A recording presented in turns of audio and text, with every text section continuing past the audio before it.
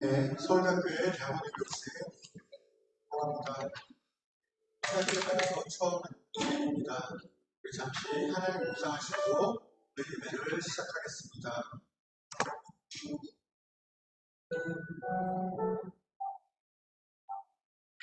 여호와여, 제가 주께 피하오니 나를 영원히 부끄럽게 하지 마시고 주의 공의로 나를 건지소서. 내게 귀를 기울여 속히 건지시고 내게 견고한 바위와 기는 산성이 되소서.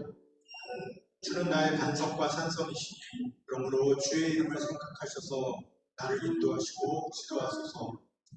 그들이 나를 위하여 비밀이 진 그물에서 빼내소서. 주는 나의 산성이십니다. 내가 나의 영을 주의 손에 부탁하나이다. 진리의 하나님 여호와여, 나를 생명하셨나이다.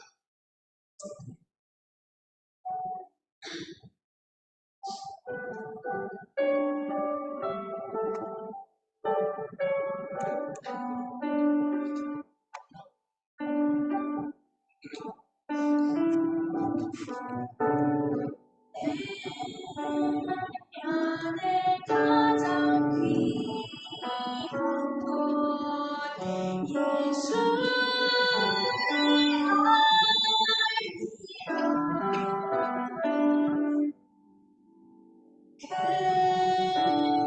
금보다도 귀한 것 예수를 알리라.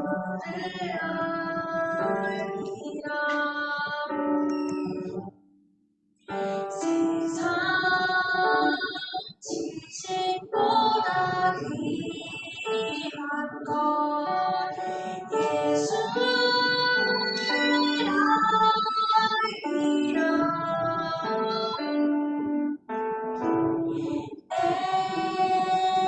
안에 가장 귀한 것 예수를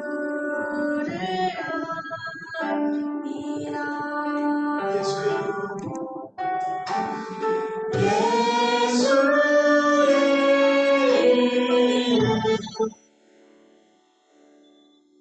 존귀한 그 이름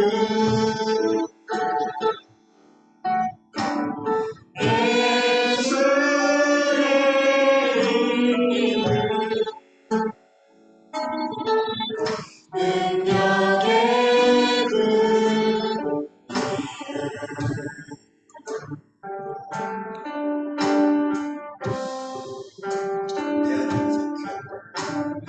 내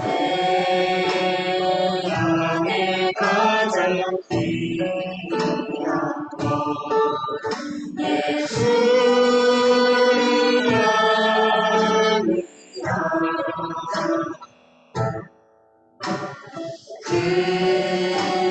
금보다 더 귀한 것 예수를 알리라.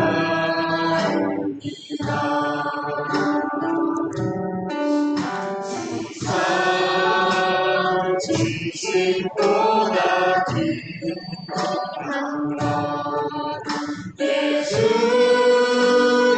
알리라. 내 안에 가장 귀한 것 예수를 알리라. 주의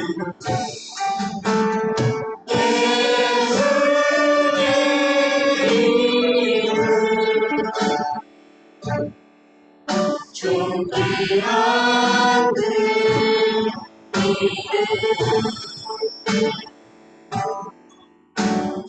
예수의 이름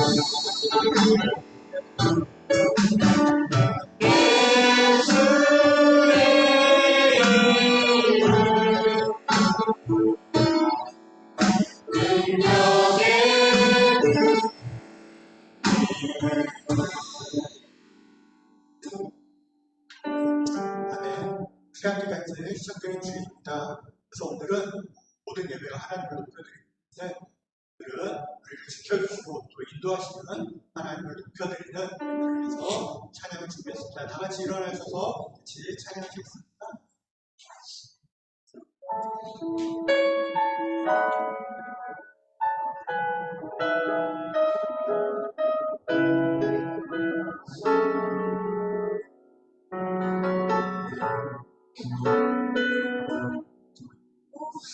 우리는 사랑하시는 연약한 그대로 사랑하시네 나의 모든 말걸음 주가 하시나니 날 인도하소서 내 모습이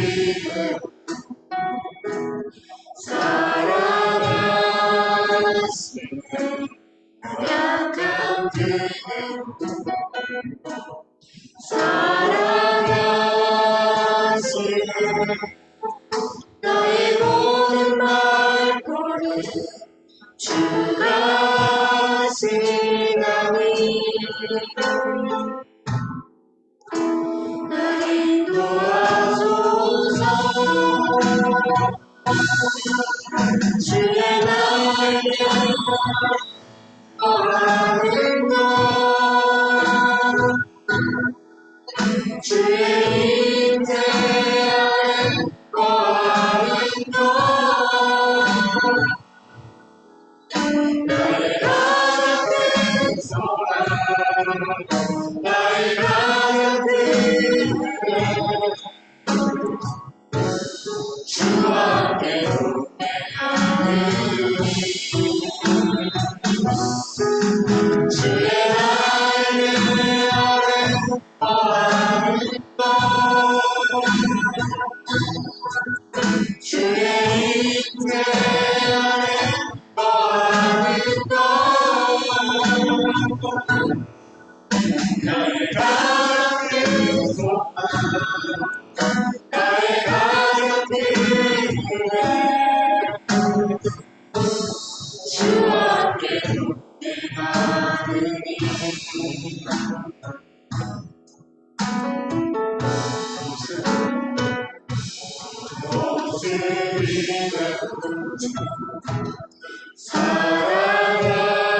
사랑하시네 연약한 그대로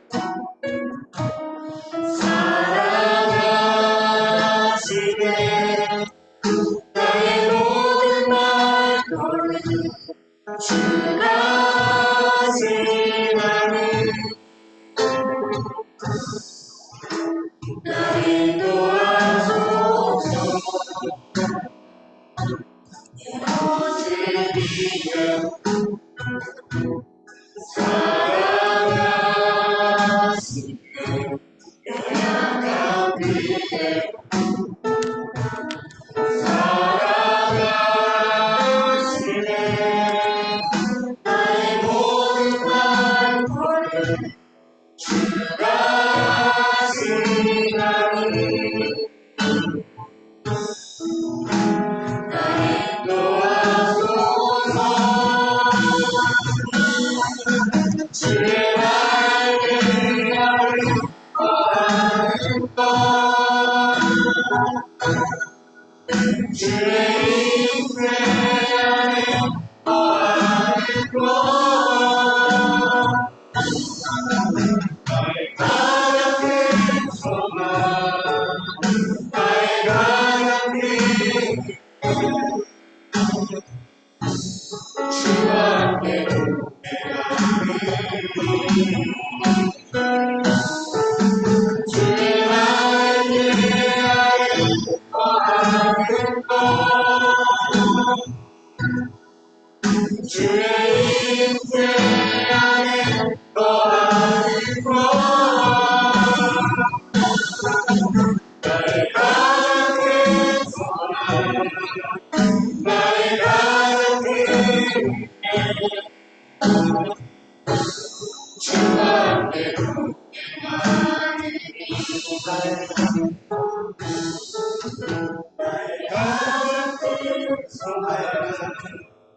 나의 가족들에게 주와 함께 동행하네.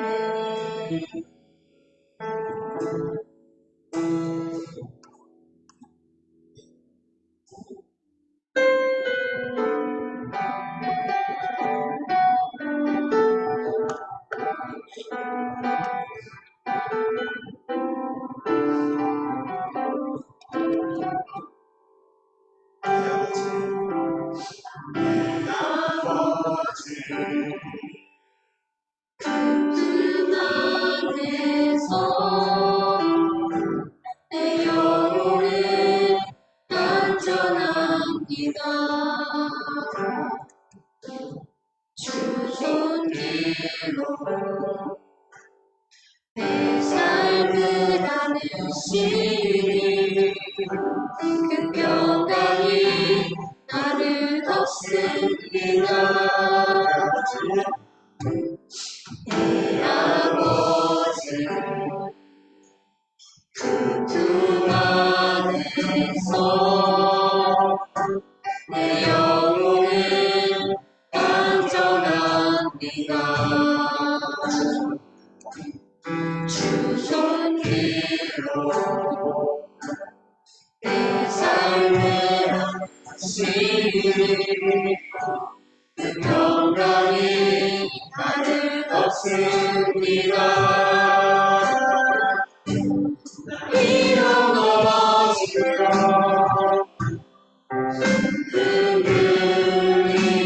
흔들리지만 주의 안에 거하여 나를 붙드시니 내 생각을 주께로 돌리고 주시는 평강의 옷을 입습니다. 약속 안에서 영원 평안에 내 뜻보다 크신 주님의 다시 더욱하네요. 주님만의 은혜 주 안에서 내 영혼 안전합니다.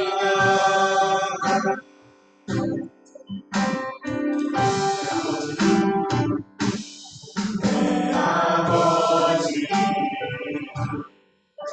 그 안에서 내 영혼은 안전합니다. 주 손길로 내 삶을 안으시니 그 평강이 나를 덮습니다. 나 비록 넘어지면 흔들리지만 주 내 안에 거하여 나를 붙드시니 내 생각을 주께로 돌리고 주시는 평강의 옷을 입습니다. 약속 안에서 내 영혼 평안에 내 뜻보다 크신 주님의 다시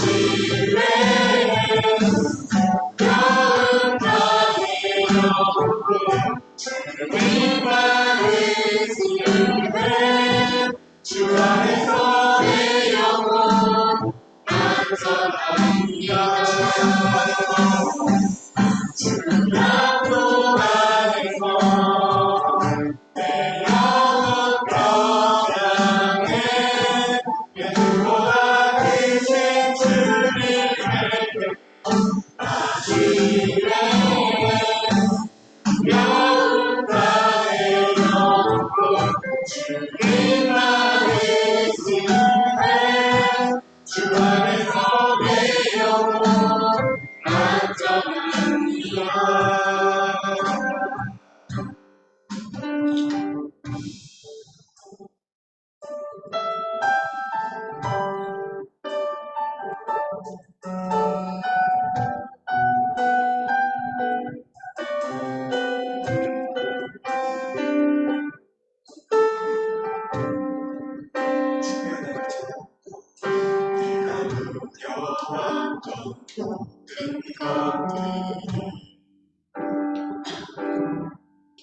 내가 지나왔던 그 시간이 내가 걸어왔던 순간이 당연한 것 아니라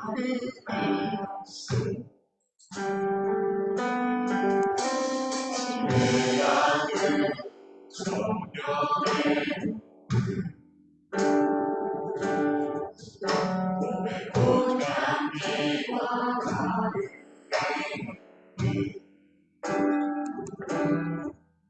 변하는 계절의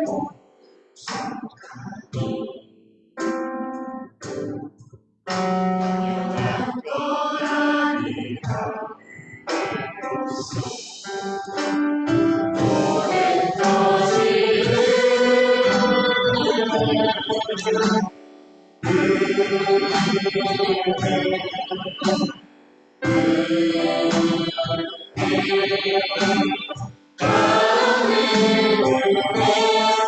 삶의 막연한 것 같고 없었던 것을 모든 것이 은혜였소.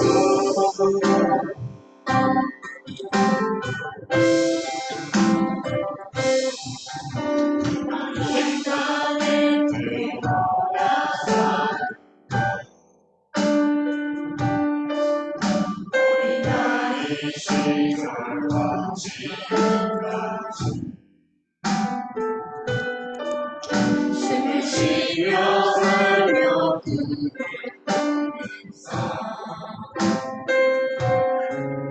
당연한 것 아니라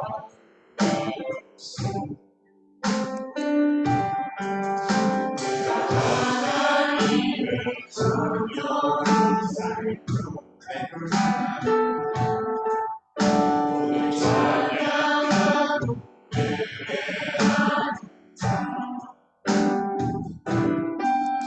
복음을 전할 수 있는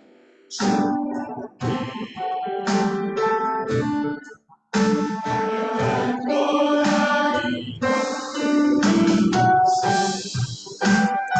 모든 것이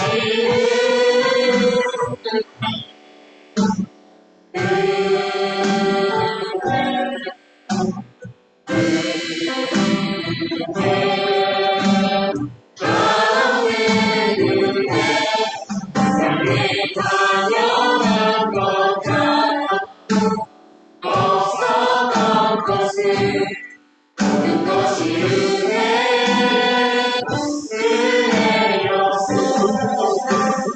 모든 것이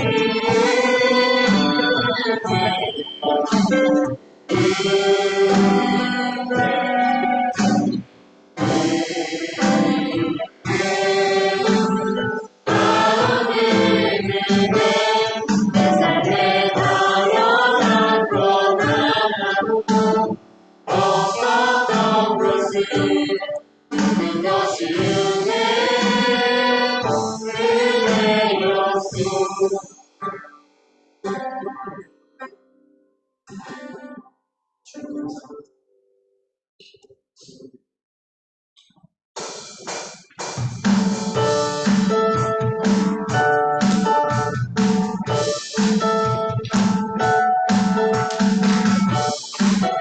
하나님, 우리 마음속에 하셨습니다.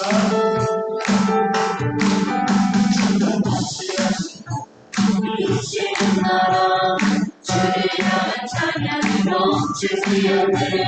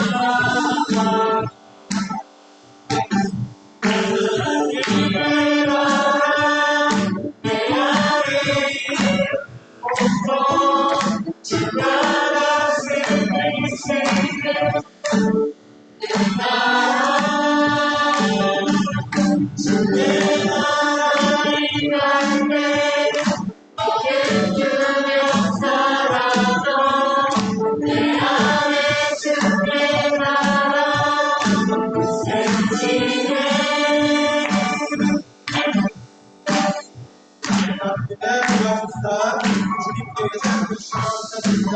언제나 생활을 주셨습니다. 사람들은 알지만 주님께서 언제나 우리를 지켜주시고 오늘의 우리가 동행하심을 저희가 잊지 않게 도와주시옵소서.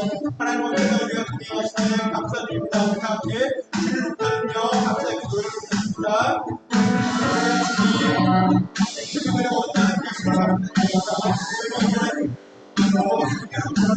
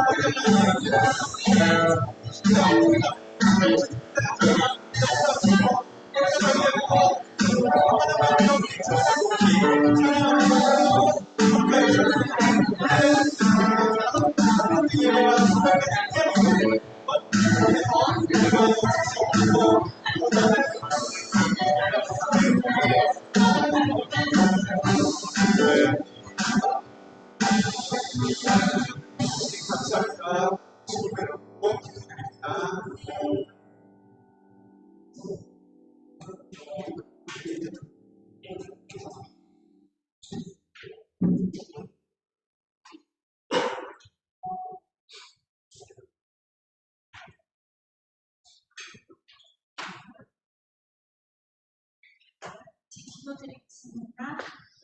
세상을 창조하시고 우리를 지으신 하나님, 어두운 여름 무사히 지나 예배의 자리에 나오시게 해주셔서 감사합니다.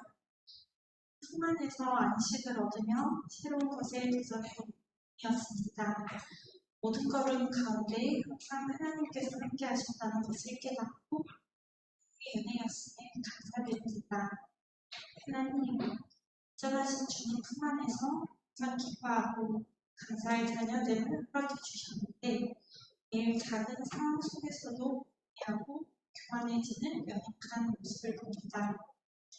모든 상황을 보시고 아시는 하나님 품 안에서 항상 안전하다는 것을 기억하게 하시고 주신 은혜가 족하다는 것을 깨달으며 또 그 안에서 최선을 다하기를 원합니다. 함께하는 사람들이 나에게 오신 작은 예수 그리스도라는 것을 알게 하시고 부어주시는 사랑을 나누며 작은 천국을 함께 만들어 나갈 수 있게 해주세요. 새학기가 시작되었습니다. 연구실에서 또 강의실에서 새로운 사람을 만나게 되는데 그때의 만남이 축복이 있게 하시고 배움에 대한 기대를 가지고 전공을 가려고 하는 탁월한 그리스도인이 되겠습니다. 그리하여 내가 높아지는 것이 아닌 또 제 유익이 되며 꿈을 전하고 또 모든 것을 하나님께 영광 돌릴 수 있는 자녀들을 소망합니다. 오늘 예배를 위해 기도합니다. 말씀을 전하시는 김은영 목사님께 성령 충만함을 허락해 주셔서 목사님께서 하나님의 말씀을 담대히 선포하게 해주시고 또 듣는 우리의 마음을 열어주셔서 이곳에 오신 하나님을 만나게 해주세요. 그리고 하나님 말씀을 온전히 들을 수 있는 귀를 허락해 주시고 말씀을 들을 때 우리 생각을 새롭게 해서 더욱더 하나님께로 가까이 다가갈 수 있는 자녀들이로 원합니다. 모든 말씀 살아계신 하나님의 아들 예수 그리스도의 이름으로 기도드립니다. 네. 같이 사도신경 교독하기 하시겠습니다. 나는 전능하신 아버지 하나님, 천지의 창조주를 믿습니다. 나는 그의 유일하신 아들, 주 예수 그리스도를 믿습니다.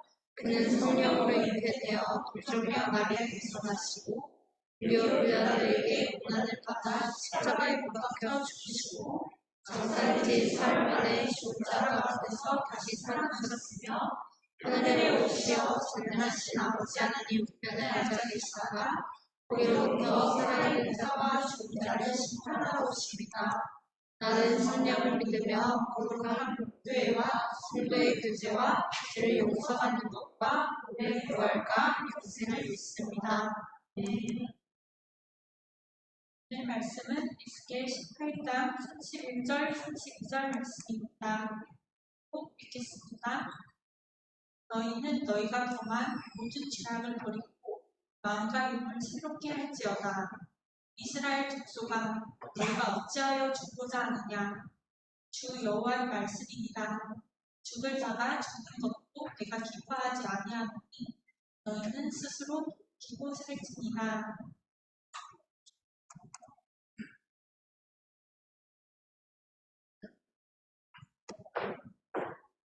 이 시간 예배 전에 오신 우리 내 자녀들 주님의 이름 환영하고 축복합니다.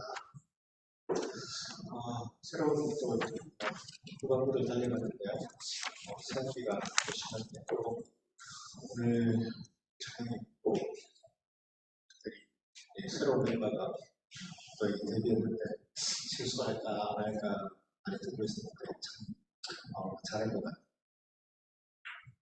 기도하고 사도신경으로 공개하는 거 정말 쉽지 않은데 잘했어요. 여러분 살아오면서 이런 질문을 한 번쯤 여러분들 해보신 적 없으세요? 왜 엄마 아빠가 나를 낳았을까? 왜 낳았어? 여러분 질풍노도의 시기인 청소년 시절에 이 질문은 긍정적인 면보다 부정적인 면이 더 강했을 거예요. 왜 나를 낳았어? 왜 나를 낳아가지고 이 왜라는 단어에는 이럴 바에는 이러려고 이런 의미가 담겨져 있는 것 같아요. 그런데 내가 꿈꾸었던 삶이 하나님 대로 되지 않고 삶이 팍팍해지고 때로는 실패하고 넘어졌을 때 아무도 나를 돌봐주지 않고 나에게 또 없다고 느낄 때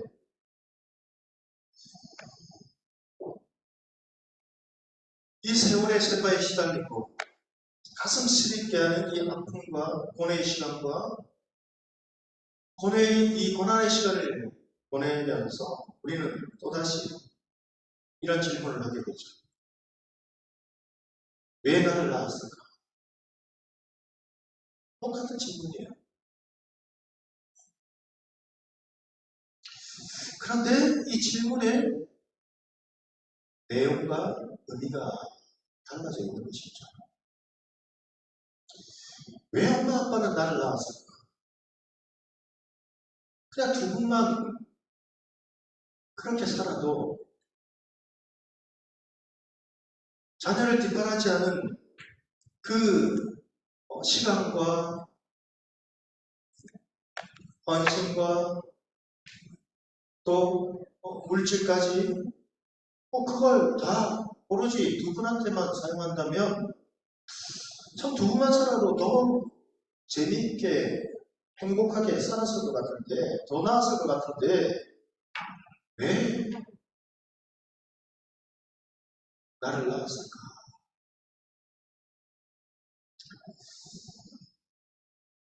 같은 질문이에요. 그런데 완전히 그 의미가 달라져 있는 질문이죠.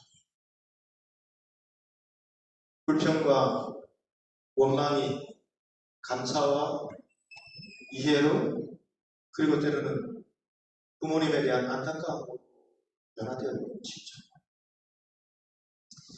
여러분 세상은 참 만만치 않죠. 만만치 않은 이 세상에서 이 세상은 물줄기에 이리 치이고 저리 치이고 떨어지고 구르고 깎이면서 어느덧 나 자신도 모르게 다듬어졌을 때에 이 품었던 의미와 이 질문의 의미와 내용이 완전히 달라져 있는 것이죠. 저도 똑같은 이런 질문을 했어요. 왜 나를 낳아서 책임도 못 질 바에는 잘해주지도 못할 바에는 왜 나를 낳아가지고 물론 혼자 마음속으로 생각해요. 부모님에게 그렇게 직접적으로 말씀을 드린 것은 아니지만 왜 남들 가정처럼 저렇게 좀 번듯하게 좀 잘하고 뒷바라지를 잘해줬으면 그런데 왜 이렇게 나를 낳아가지고 이런 고생을 시키나. 초등학교에 들어가니까 어느 날 아버지께서 가훈을 정해오셨어요. 그러면서 가훈을 접어서 벽에 딱 붙여서 이 집 가훈이다. 가훈이 뭔지도 몰랐는데 이렇게 살아라 이렇게 했어요. 가훈이 뭐였는가 하면 분명 성실, 정직이었어요. 이 가훈처럼 아버지는 정말 어릴 적에 참 어린 시절 초등학교 다니는 그 시절이지만 아버지는 존경의 대상이었어요. 동네 사람들이 아버지를 지나가는 모습을 보면 뭐라고 이야기를 했는가 하면 야, 저 사람은 부처가 살아있다면 살아있는 부처다 이렇게 말할 정도로 아버지는 성실하시고 참 성품이 좋으신 분이었어요. 그러니까 예수님을 안 믿는 요즘으로 말하면 홍종인 교수님 이미지. 그런데 비교를 해보면 저희 아버지가 조금 더 나은 예수님을 안 믿었죠. 네. 그러니까 저 사람은 살아계신 작은 예수다 이렇게 했으면 좋았을 건데 그 사람들이 저 사람은 정말 부처난다 이렇게 말할 정도였어요. 그런데 자라면서 청소년이 되면서 이런 아버지가 원망스러웠어요. 왜냐하면 아버지는 너무 효자였어요. 너무 효자니까 우리의 삶이 힘들었어요. 장손의 맏아들의 효자니까 그 동생들, 삼촌들까지 다 밑에 있는 삼촌들까지 다 뒷바라지를 하고 장가를 보내고 취직을 시키고 할머니, 할아버지는 연세가 드셔서 일을 안 하시는데 조금 뭔가 돈을 좀 모아놨다 싶으면 또 뭐 큰 일을 터뜨려서 목돈을 내놔라 또 받아가시고 우리는 늘 효자 아버지 때문에 힘들었어요. 그래서 아버지가 원망스러웠어요. 그 직장 생활할 때에 너무 근면성실 정치했기 때문에 청소년 시절이 되니까 야 아버지는 조금만 융통성이 있으면 우리 집이 좀 잘 살 수 있을 것 같은데 대기업에 근무하면서 그 하청업체 그 사람들이 참 끊임없이 찾아와요. 요즘은 아주 명확하게 뭐 그런 부분들을 감사를 하고 하지만 예전에는 그런 것들이 다 그냥 알레적으로 눈을 감아줬어요. 회사에 큰 피해를 입히지 않게 성실하게 일한다면 얼마든지 지금보다도 훨씬 더 좋은 집에 좋은 기회가 많을 텐데 아버지는 융통성이 없다. 원망스러웠어요. 그냥 눈 감고 청탁을 들어주면 지금보다 훨씬 내가 갖고 싶은 것, 하고 싶은 것 많이 할 수 있을 텐데 그런데 아버지는 절대로 정년 퇴임하실 때까지 청탁을 하지 않았어요. 어린 나이였지만 아버지가 참 답답하고 융통성 없게 보이고 원망스러웠어요. 그런데 저도 이제 세상을 살아가면서 아버지의 그 나이대가 되었을 때 참 세상은 만만한 것이 아니구나. 아버지가 걸어가셨던 그 길이 옳은 길이었구나. 저도 이제 아버지의 나이가 되고 이 세상을 어느덧 만백년이라고 하죠. 어제 설교 제목을 보냈는데 창조를 했는가 봐요.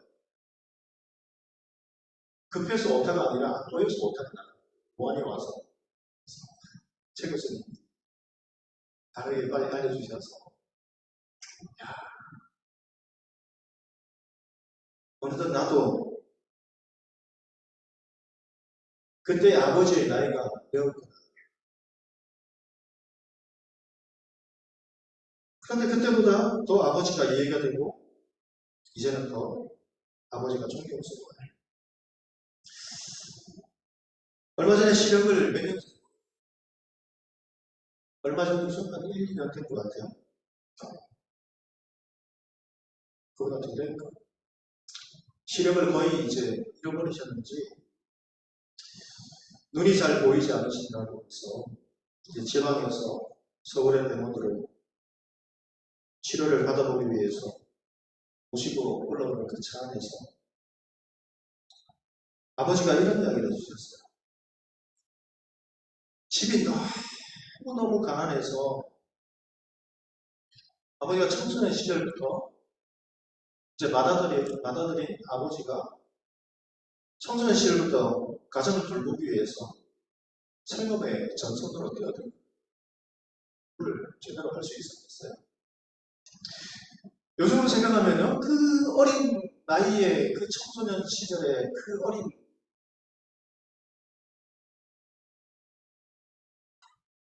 그 아이가 무엇을 할 수 있었을까? 그런데 입이 무섭다고요? 입 하나를 달기 위해서 집을 떠나서 자동차 부품을 이제 납품해주는 부품상에 취직을 해서 열심히 10년간의 일을 하셨대요. 그런데 처음 놀라운 사실을 들었어요. 그런데 10년간 정말 열심히 일을 했는데 월급을 한 푼도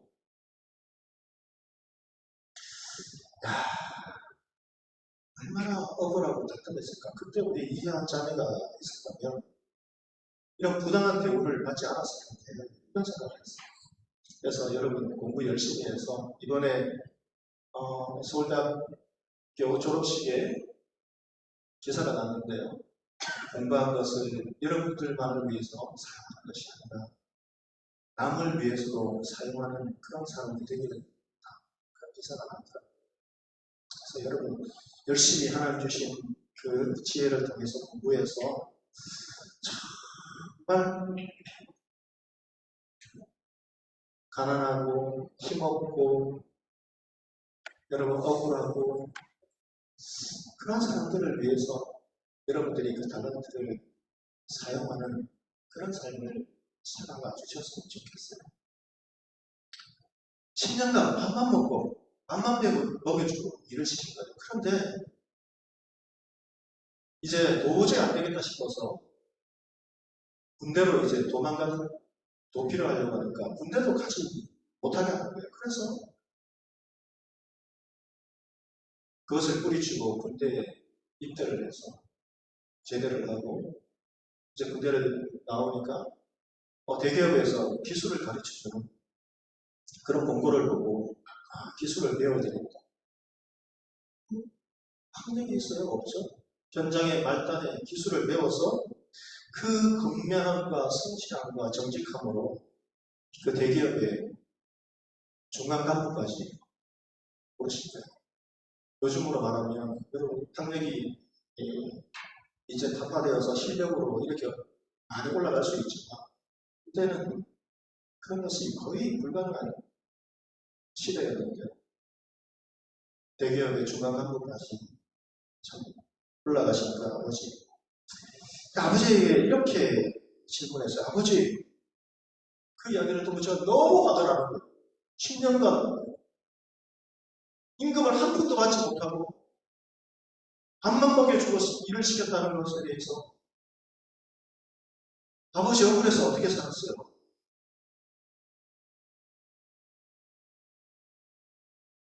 불쌍했어요. 힘들어서 어떻게 하고 살았어요? 너무 화가 나고 안 됐고 그런 괴악한 목소리로 질문했을 때 아버지는 오히려 차분한 목소리로 이렇게 대답을 해주셨어요. 너희들 기르느라 감수하느라 참 재미있었다. 참 재미있었다. 아버지의 표현 참 행복했다.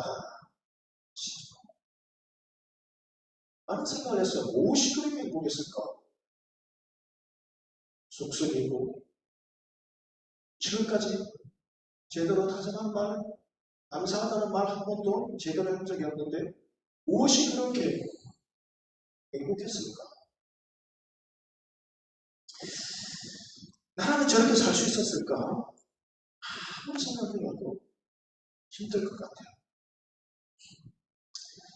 그래서 예전에 청소년 시절에 왜 아버지?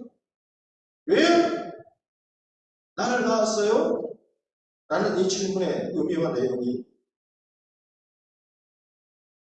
왜 이렇게 속썩이고 못난다를 아버지는 한 번도 포기하지 않았습니까? 야, 이 나쁜 녀석아! 라고 왜 야단 한 번 치시지 않았습니까? 아버지는 왜 우리를 향해서 이렇게 원망한 말 안 하셨습니까? 오히려 참 인생이 재미있었다. 행복했다. 이렇게 말했습니까? 왜 나를 낳았습니까? 이 친구의 의미와 내용이 바뀐 것이죠. 우리를 낳지 않았다면 아버지 오히려 더 편안하게 살 수 있었을 텐데 왜요? 말씀을 준비하면서 수예배를 마치고 돌아가는 길에 아버지에게 용기를 내어 전화를 드려서 기도 잘 들리지 않는 아버지에게 큰 소리로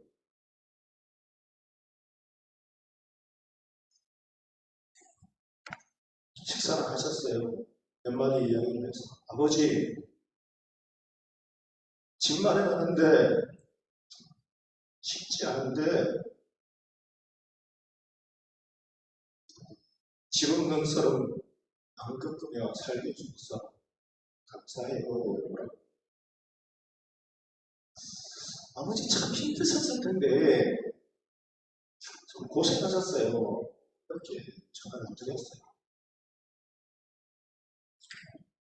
그러니까 아버지께서 하시는 대답은 알아줘서 고맙다. 이렇게. 오히려 고맙대요. 알아줘서.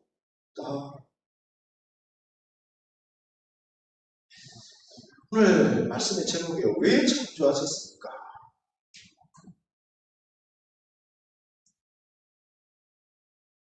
예전에 이 질문은 하나님을 향해서 원망과 불평이 가득했던 질문이었다면 지금의 이 질문은 왜 하나님 포기하시지 않으셨습니까? 왜 버리지 않으셨습니까? 왜 징계해서 멸망시키지 않으셨습니까? 이런 벌레만도 못한 존재를 왜 당신은 생명까지 주시면서 지금까지 당신은 기다리고 계십니까? 왜요, 하나님? 당신이 무엇이 부족하셔서 무엇이 아쉬우셔서 왜 당신은 항상 손해만 보시고 그렇게 지금도 기다리고 계시는 겁니까? 왜 이런 우리들을 창조하셨습니까?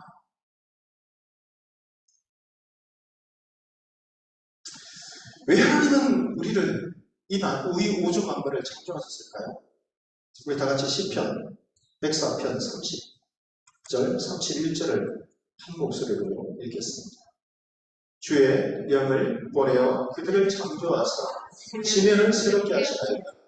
여호와의 영광이 영원히 계속할지며 여호와는 자신께서 행하시는 일들로 말미암아 즐거워 하시리로다. 여러분, 하나님께서 이 세상을 창조하신 것은 하나님께서 창조하시는 것을 즐거워하시기 때문이에요.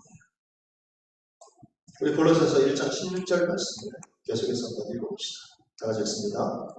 만물이 되되 하늘과 땅에서 보이는 것들과 보이지 않는 것들이나 주권들이나 투자들이나 세력들이나 만물이 그로 말미암아 그를 위하여 창조되었다. 만물이 누구를 위해서 창조되었다고요? 다 그로 말미암고 하나님으로 말미암고 하나님을 위해서 창조된 거예요. 그러니까 하나님께서는 성경을 통해서 뭐라 말씀하시는가 하면 왜 창조하셨는가? 하나님 자신을 위해서 창조하셨다라고 말씀하세요. 여러분, 하나님께서 꼭 창조를 하셔야 하는 것은 아니에요. 그런데 창조하시기를 원하셨어요. 이것이 하나님 당신을 기쁘시고 즐겁게 하셨다는 거예요. 여러분, 인간의 관점으로 본다면 이기적인 소리가 들릴 수 있겠죠. 아니, 하나님은 우리를 위해서 창조하셨다라고 하는데 하나님 자신을 위해서 창조하셨다라고요? 그래요. 하나님 당신을 위해서 창조하셨다. 여러분, 이 말의 의미는 하나님께서 이 세상을 창조하신 것은 어떤 대가나 욕심이 있어서가 아니라 하나님께서는 순수한 창조의 기쁨을 위해서 창조하셨다는 의미예요. 여러분, 한번 생각해 봅시다. 여러분은 이런 적 없으세요? 누가 알아줄지, 누가 봐줄지도 모르는, 얼마를 받을지, 어떤 대가를 바라지 않고 단순히 뭔가를 만들고 그리는 즐거움 때문에 어떤 일을 해본 적은 없는가요? 그것이 화초를 가꾸는 일일 수도 있고, 어떤 목공작품, 도예작품을 만드는 일일 수도 있고, 시를 쓰는 일일 수도 있고, 노래를 작곡하는 일일 수도 있어요. 근데 이것이 좋은 거예요. 대가를 바라는 것이 아니라, 이익을 바라는 것이 아니라, 누가 나를 이 일을 알아줘서 칭찬받고 이름을 알리기 위해서 하는 것이 아니라 그냥 그 일이 기쁘고 즐거운 거예요. 창작하는 그 일이 기쁘고 가꾸는 그 일이 기쁜 거예요. 돌보는 그 일이 기쁜 거예요.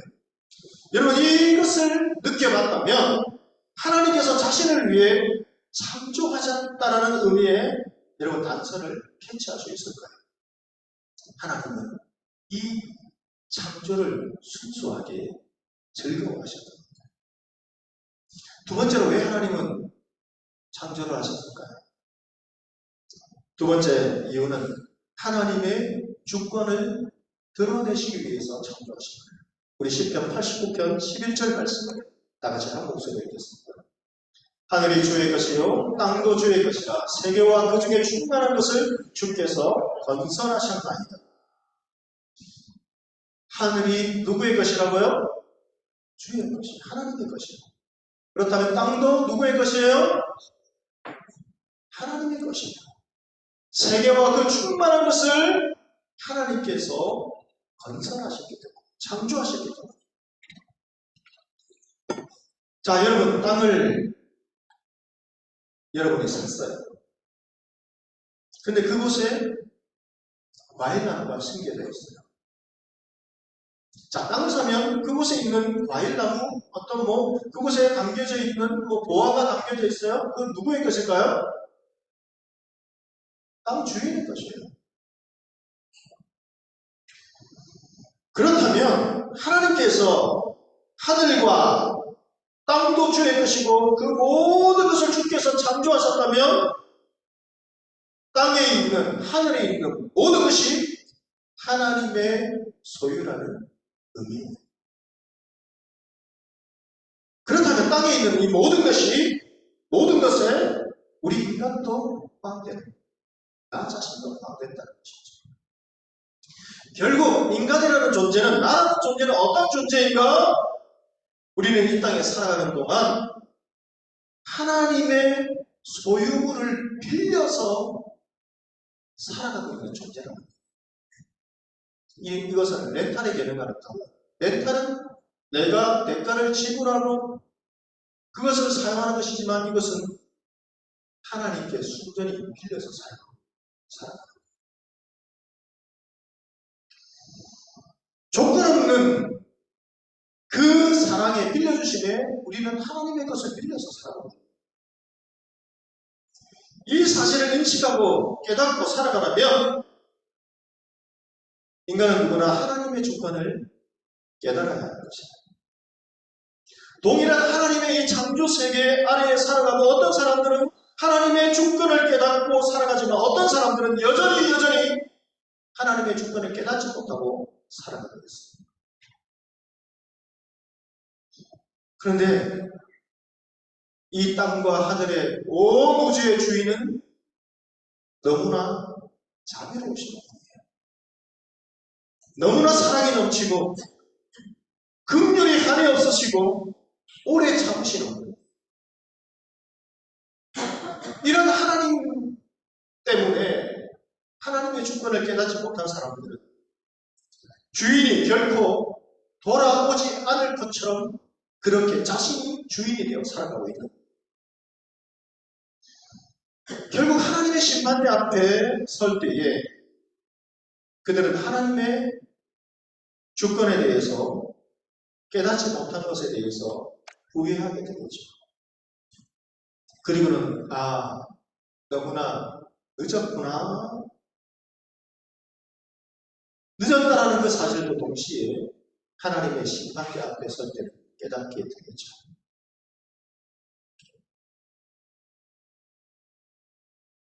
하나님께서 왜 이 우주 만물을 창조하셨는가? 하나님의 주권을 드러내시기 위해서 창조하셨다. 세 번째로 하나님은 왜 이 세상을 창조하셨을까? 하나님의 성품을 보여주시기 위해서 창조하신 거예요. 우리는 하나님이 어떠신 분일까? 보여주십시오. 하지만 우리는 죄로 인해서 하나님을 볼 수 없죠. 그런데 하나님의 성품을 우리는 볼 수 있어요. 어디에서 볼 수 있는가? 우리 로마서 1장 20절 말씀 한 목소리를 읽겠습니다. 창세로부터 그의 보이지 아니하는 것들 곧 그의 영원하신 능력과 신성이 그가 만드신 만물에 분명히 보여 알려졌나니 그러므로 그들이 핑계하지 못할지니라. 창세로부터 그의 보이지 않은 것들 곧 그의 영원하신 능력과 신성이 어디에 있다고요? 하나님이 창조하신 만물에 분명히 보여지고 알려지고 있다는 거예요. 여러분, 하나님께서는 이 세상을 창조하실 때에 대충 즉흥적으로 그렇게 만드시지 않으셨어요. 로마서 1장 20절 와서 다시 한번 보십시오. 그의 영원하신 그 능력과 신성을 통해서 온 정성을 쏟아 부어서 하나님은 이 세상을 창조하신 거예요. 여러분, 로댕 아시죠? 로댕 하면 어떤 작품이 떠오르세요? 네? 로댕의 유명한, 그쵸? 생각하는 사람. 그런데 참 이 로댕의 생각하는 사람이 유명하지만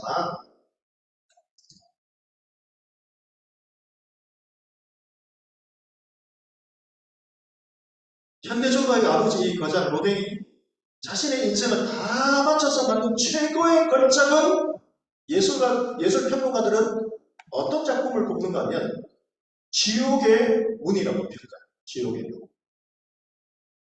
생각하는 사람이 정말 뛰어난 작품이지만 로댕의 최고의 그 많은 걸작들이 있지만 그 중에 걸작 중에 걸작을 뽑으라면 지옥의 문을 이야기를 해요. 여러분, 로댕의 작품 지옥의 문은 7m 정도 되는 거대한 문이라고 해요. 보이시죠? 1880년에 프랑스 정부가 이 장식 미술관이라는 이 미술관을 이제 오픈하면서 정문을 만들려고 이 로댕에게 제작을 의뢰했어요. 이 의뢰를 받은 로댕은 단테의 신곡, 그 지옥편을 영감을 받아서 그것을 주제로 이 작품을 제작하기 시작했어요. 여러분, 이 지옥의 문이 몇 년 걸린 줄 아세요? 1880년에서 1917년까지 제작했어요. 몇 년이에요? 이 하나의 작품을 만들기 위해서 37년을 걸려서 만든 작품이에요. 그런데 여러분, 1937년이 어떤 해인 줄 아세요? 로댕이 이 세상을 떠난 날이에요. 그러니까 1880년에 의뢰를 받아서 이 작품을 이제 제작을 하면서 자신이 마지막 숨을 거둘 때까지 완성하지 못하고 죽은 거예요. 자, 이 지옥의 문을 보면요, 온갖 인간의 여러분 그 표정들이 다 포함되어 있어요. 이 보면 한번 가보고 싶죠. 그런데 그 중간에 뭐가 있어요? 거기에 익숙한 조각상이 있죠. 생각하는 사람이 가운데 잘 살고 있습니다.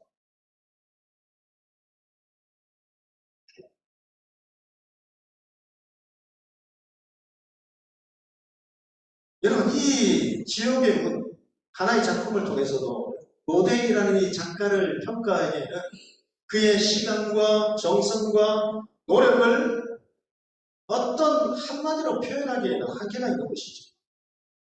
그래서 그가 남긴 이 작품에도 이 작품을 보면 그의 성품을 엿볼 수 있는 거예요. 그의 인생과 그가 살았던 삶의 자세, 그리고 그가 세상을 떠나면서 대대손손 이 작품을 통해서 말해주고 싶은 메시지,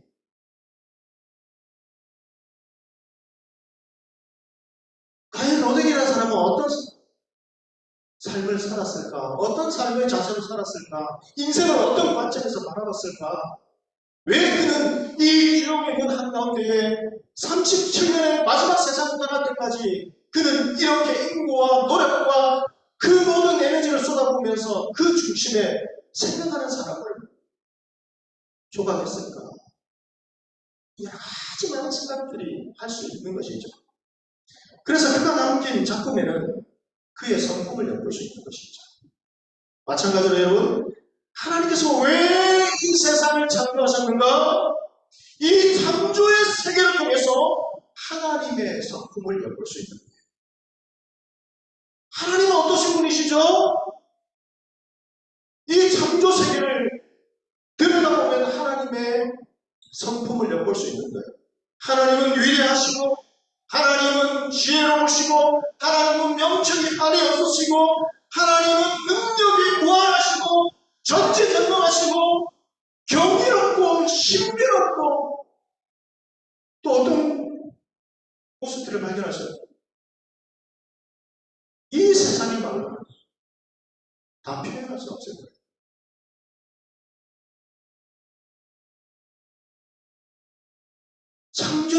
여러분 창조의 세계를 특별히 여러분 우리 과학을 공부하시는 분들 하나님의 창조 세계를 연구하면 연구할수록 감탄을 하게 되고 겸손해지고 그곳에서 하나님의 성품을 발견했어요.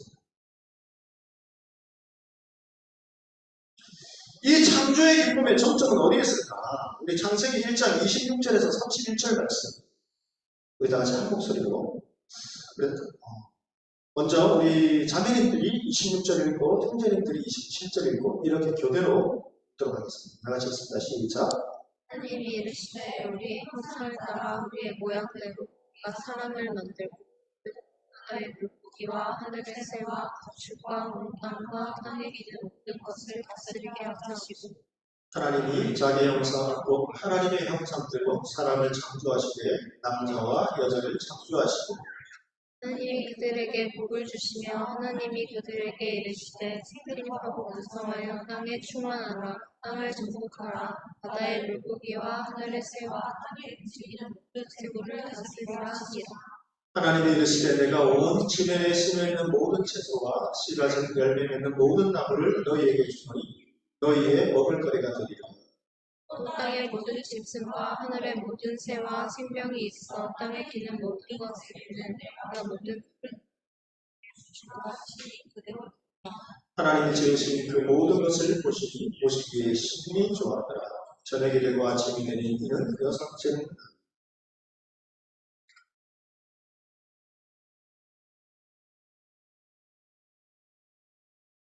하나님은 창조의 기쁨을 창조를 하시는 것을 그냥 순수하게 즐거워하셨어요.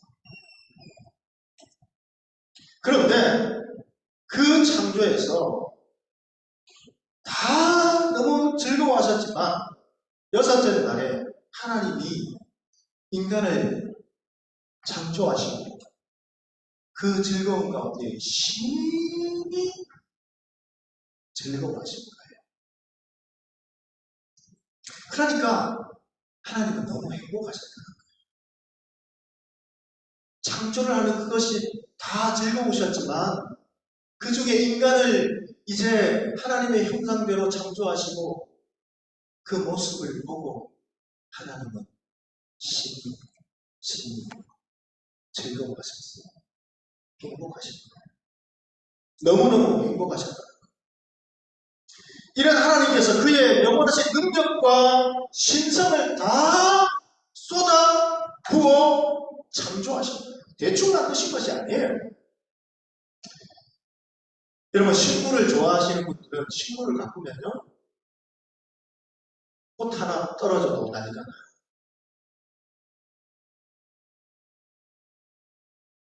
예전에 라디오를 듣는데요 남편이 너무 화초를 좋아하는데 화초하고 이야기를 하더래요.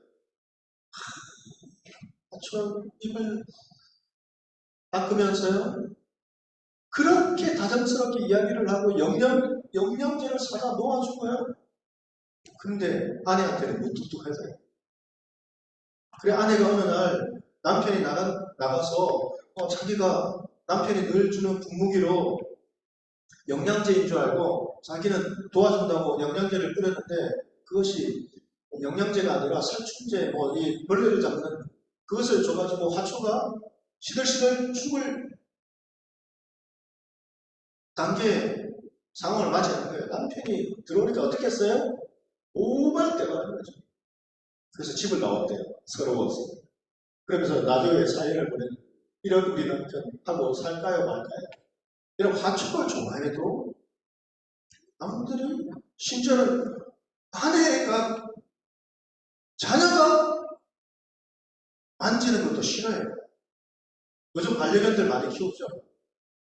엘리베이터에서 반려견이 타서 꼬리를 흔드는데 안녕 쓰다듬어 주려고 하면 에티켓이 안 돼요.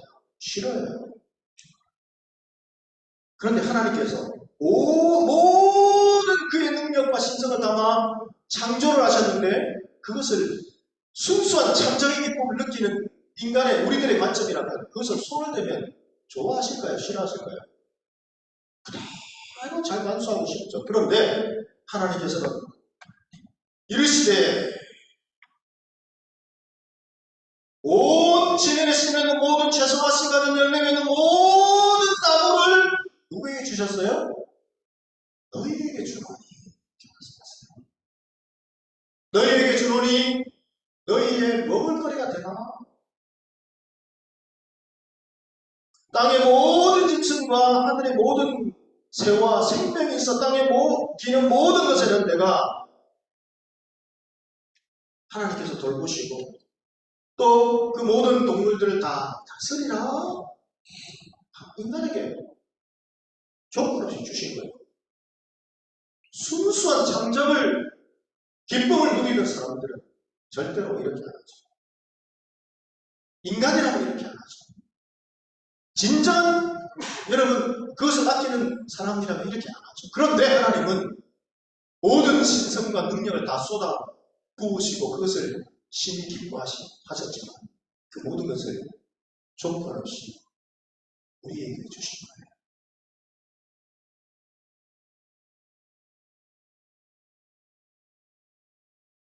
결국 여러분 창조는 누구를 위해서 하셨을까요? 하나님은 순수하게 그것을 기뻐하셨어요. 그런데 그 기뻐하는 것을 누구를 위해 주셨느냐? 조건 없이 주셨느냐? 바로 우리를 위해 주신 거예요. 나를 위해 주신 거예요. 그 소중한 것을 나를 위해 주신 거예요. 그의 신성과 모든 능력을 쏟아 부으신 그것을 우리를 위해 주신 거예요. 아무런 대가를 받으시지도 않고 알아주지 않아도 즐거워하시면서 창조를 하셨지만 그 창조는 결국 우리를 위한 것이었어요. 우리 다 같이 베드로후서 3장 8절의 말씀을 한 목소리로 읽어봅시다. 사랑하는 자들아 주께는 하루가 천년이 하루가 떠날 이 한 가지를 잊지 마라. 여러분 하나님의 신시기에 물리적 시간은 의미가 없는 것일까요? 저는 그것이 수없이 많은 오랫동안 고민이었어요. 하나님은 신의 시기에 하루가 천년 같고 천년이 하루 같다면 하나님은 위에 천년이 하루 같으시나? 크게 물리적 시간적인 큰 의미는 없겠지. 그러나 나이를 먹어가면 먹어갈수록 아무리 생각해봐도 정말 천년이 하루 같다면 하나님은 이 세상을 6일 동안 그렇게 말씀하시는 그 6일이라면 정말 쉬는 시기에 대충 만드시고 7일째는 안식하셨을까? 그렇다면 하나님은 우리를 너무나 모르시는 분인데 하나님은 분명히 우리의 모든 것을 아시고 체휼하시고 공감하시고 그뿐 아니라 우리의 그 아픔과 질고까지도 다 직접 인간이 되셔서 겪어보신 분인데 그렇다면 천년이 하루 같고 하루가 천년 같다는 이 말씀의 의미는 뭘까? 고민해봤습니다. 그런데 여러분 야곱의 인생에서 이 의미를 어느 정도 엿볼 수 있는 것이죠. 야곱은 그 사랑하는 사람 라헬을 위해서 7년을 봉사했어요. 그런데 그 7년째 되는 날 자기는 또 속았어요. 속은 것을 알고도 또 7년을 그는 한결같이 봉사했어요. 그리고는 그 14년을 야곱은 수일처럼 배웁니다. 어떻게 이런 일이 가능할까요? 그때 타임머신이 있었을까요? 아니죠. 그렇다면 어떻게 이런 일이 가능할까요? 바로 사랑함으로 가능합니다. 사랑함으로. 물리적 시간의 의미가 아니라 심리적 시간의 의미, 결국 사랑의 의미의 시간이 아닐까, 저는 이렇게 생각이 들었어요. 아이가 태어날 날을 기다리는 부모의 그 심정, 하루하루가 너무 길다, 그렇게 이야기합니다. 이 아이가 이제 태어나서 우럭우럭 자라는데 어느 날 뉴스를 보니까 그 아이가 있을 법한 그 현장의 끔찍한 사고의 소식이 뉴스에서 보도되는 거예요. 전화를 합니다. 전화 연락도 안 됩니다. 근데 그 아이가 분명히 그곳에 있을 것 같은데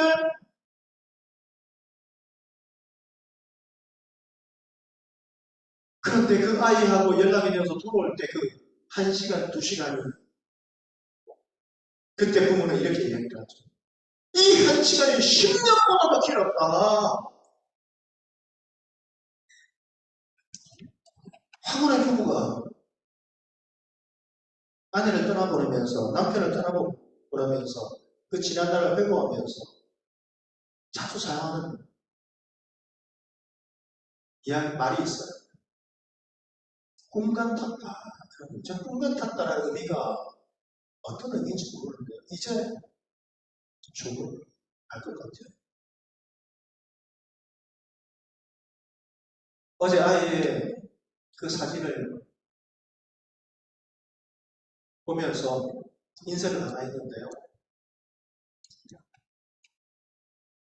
그 아이를 쳐다보고 있는 아내의 얼굴과 참 천진난만하게 이제 목욕을 한 이후에 그때 사진을 찍었는데 아이는 그 사진을 인쇄해서 나는 너무 그것이 감동스러워서 눈물이 피 나서 있잖아요. 인쇄를 했는데 그러니까 자신을 뭐라고 하죠?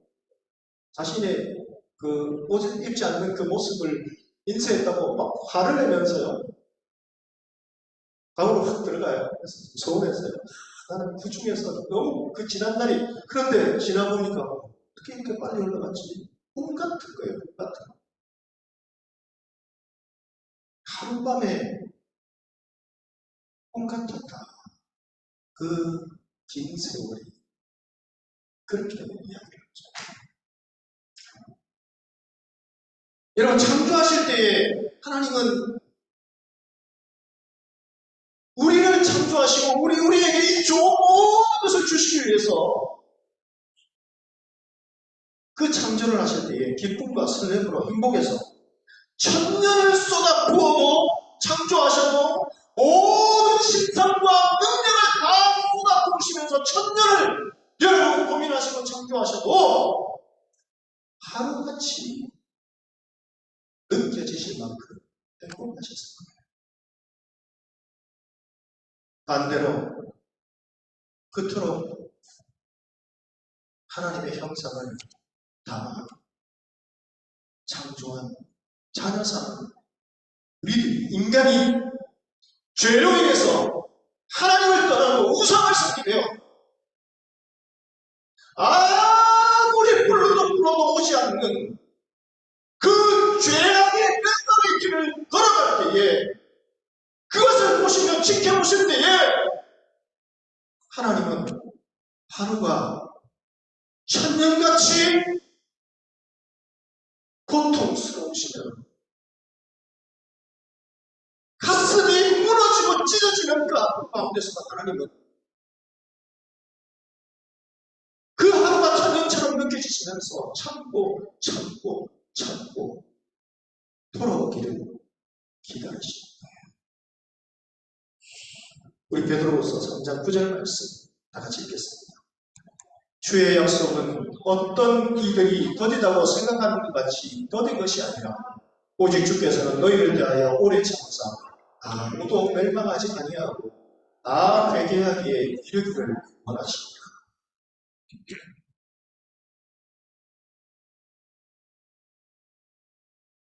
마지막으로 하나님은 왜 창조하셨습니까? 우리 다 같이 시편 104편 24절 말씀 읽겠습니다. 여호와여 주께서 하신 일이 어찌 그리 많은지요. 주께서 지혜로 그들을 다 지으셨으니 주께서 지으신 것들이 땅에 가득하나이다. 여러분 지금도 한치의 오차도 없이 지구는 태양의 주위를 돌고 있어요. 지구가 태양에 조금만 가까워지면 어떻게 될까요? 반대로 조금만 태양에서 멀어지면 어떻게 될까요? 아마 비강기가 찾아오는 대재앙이 일어납니다.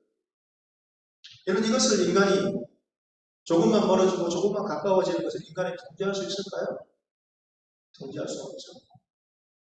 우리가 눈으로 바라보는 저 별 하나가 은하계 우리 이 태양계보다 더 큰 행성이라고 해요. 저는 물리적인 잘 모르겠어요. 그런데 어떤 그 별 하나가 우리의 눈에는 별로 보이지만 태양계보다 더 큰 은하계가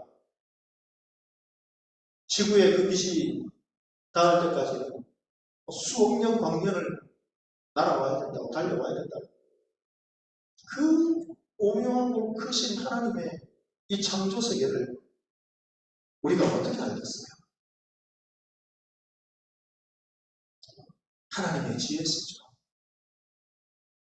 여러분 누가 이 세상을 만드셨는지 여러분 확신이 드세요? 하나님께서 나를 창조하셨기 때문에 나는 하나님께 세상의 어떤 것과도 바꿀 수 없는 소중한 존재라는 것을 여러분 기억할 수 있게 되기를 바랍니다. 모든 것이 하나님의 사랑과 은혜로 우리가 살아갑니다. 이제 왜라는 요즘 여러분 제가 설교 제목을 보니까 왜라는 단어를 많이 붙여서 설교를 했더라고요. 그런데 이 왜라는 의미가 원망과 의심과 불평이 아니라 하나님 앞에 감사하고 하나님의 은혜를 깨닫고 하나님의 마음을 이해하고 왜 하나님 이 못난 나를 이 못된 나를 이 무정한 나를 지금까지도 사랑하시고 기다리시고 왜 생명까지 주시면서 나를 구원해 주시고 잘 살아주셨습니까? 이 질문을 여러분께 던집니다. 여러분이 그만큼 나라는 존재가 그만큼 하나님 앞에 소중한 존재다. 하나님이 여러분을 통해 우리를 통해 하나님을 행복케 하세요. 왜 십자가에 죽으셨습니까? 우리가 질문한다면 그래 이렇게 말씀하실 거예요. 그래 깨달아줘서 알아줘서 고맙다 고맙다 하시거든요. 우리 에스겔 18장 31절 32절 말씀 마치겠습니다. 다 같이 읽습니다. 너희는 너희가 범한 모든 죄악을 버리고 마음과 영을 새롭게 할지어다. 이스라엘 족속아 너희가 어찌하여 죽고자 하느냐. 주 여호와의 말씀이니라. 죽을 자가 죽는 것도 내가 기뻐하지 아니하노라. 너희는 스스로 돌이키고 살지어다. 할렐루야. 이것이 하나님 아버지의 말. 이것이 우리 부모님의 마음이에요.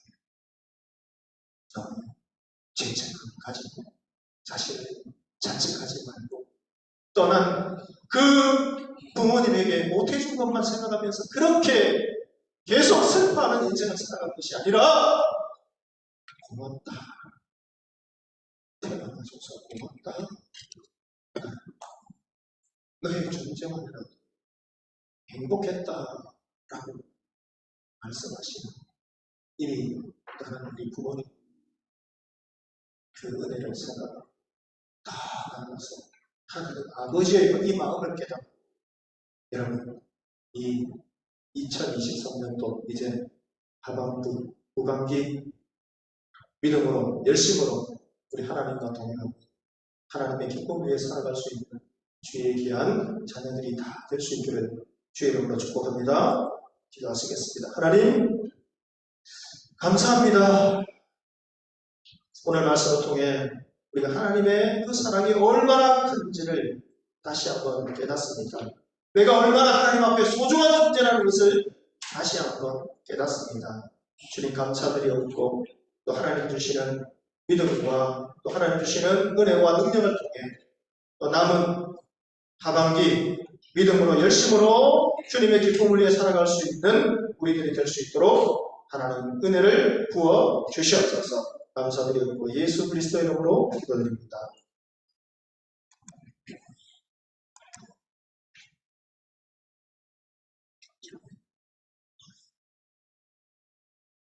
우리를 창조하시네 자는 찬양합니다. 박수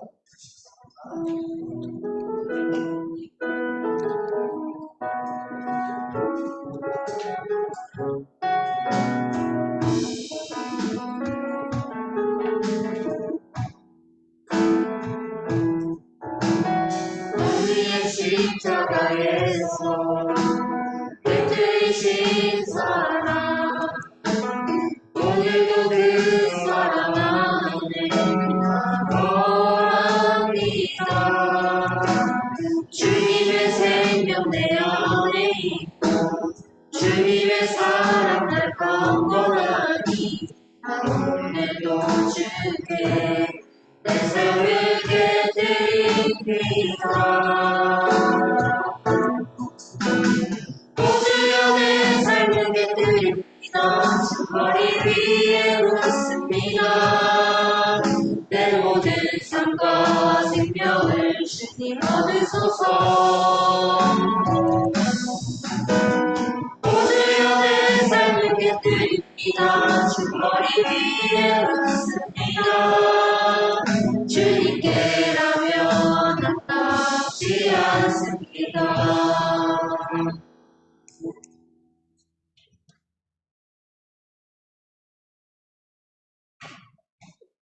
늘 말씀하시며 말씀하시는 것을 잊지 않고 지키시는 신실하신 하나님.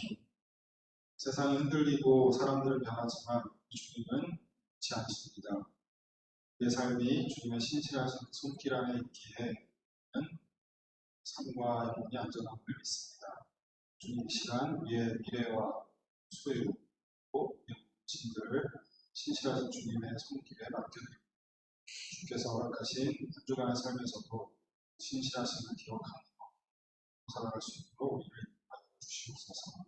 주 예수 그리스도의 이름으로 아멘.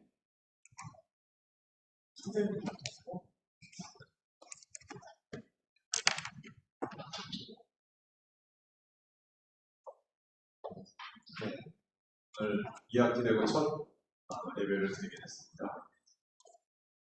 감사하고요. 말씀 나온 것처럼 새로운 마음으로 시작하는 학기가 됐으면 좋겠습니다. 지난주에 졸업식이 있었는데요. 축하하는 그런 시간을 가졌는데 지난번에 우리 양소라 장님 졸업이었음에도 불구하고 축하를 하면서 잠깐 꽃도 전달하고 소감도 듣고 또 목사님 나오셔서 그런 시간을 가졌습니다. 네, 같이 한번 보시죠.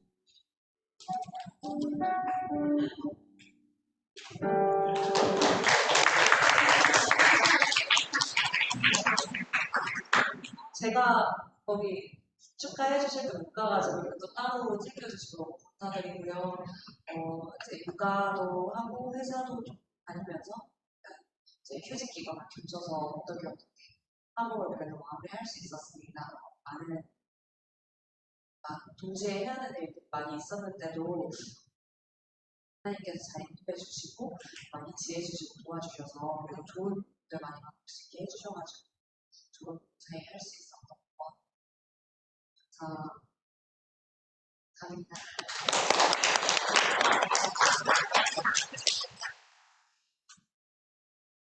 하나님 감사합니다. 우리 전에 육아와 또 일을 병행하면서 또 학업을 병행하면서 쉽지 않은 과정을 거쳤습니다.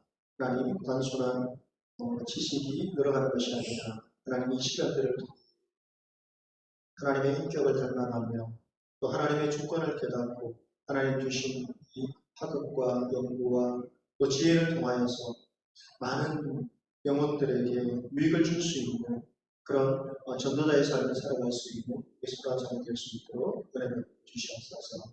믿음의 귀한 가정 잘 또 가꾸어가며 하나님을 사랑하고 하나님과 동행하는 믿음의 길 더욱더 걸어갈 수 있도록 축복하여 주시옵소서. 감사드려 예수 그리스도의 이름으로 기도드립니다.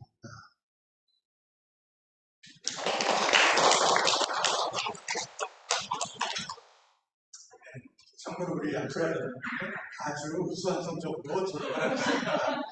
그 이상은 없다 기일이라 말씀드리겠습니다. 네, 다 함께 일어나셔서 주 안에 있는 나에게 기간 찬양하시고 예배드리겠습니다.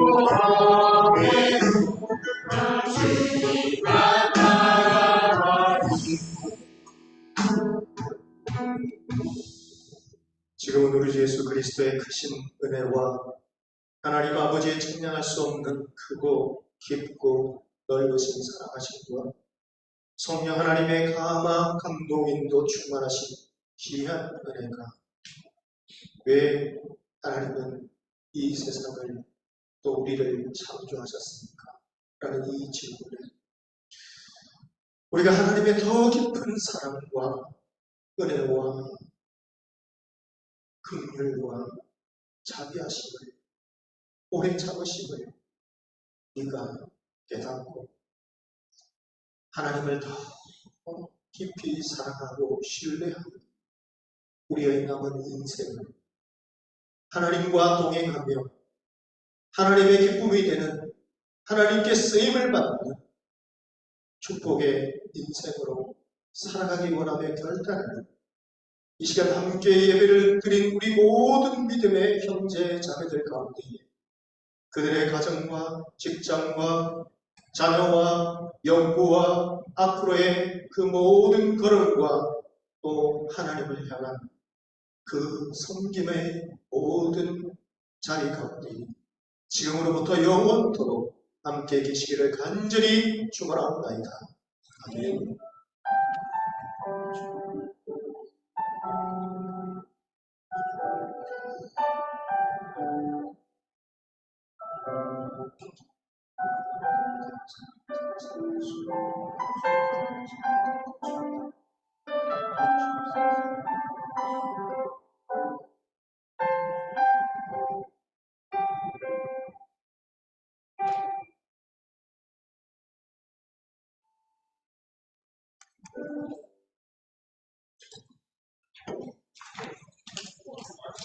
네, 예배를 마쳤습니다. 밖에 준비합시다.